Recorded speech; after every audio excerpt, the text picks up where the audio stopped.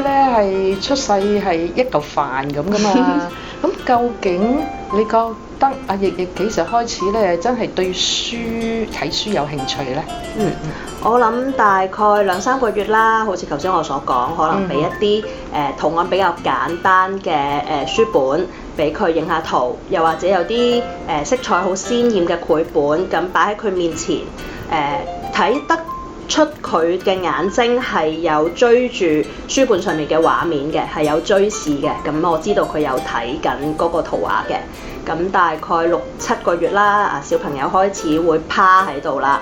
咁我哋都會擺啲書喺佢面前，係啦，等佢趴住喺度嘅時候可以望啦。咁佢自己會好似即係當玩具咁揸下啦。大概10至11個月啦，係啦，小朋友開始坐直啦，可以，咁佢就自己可以攞本書去揭啦。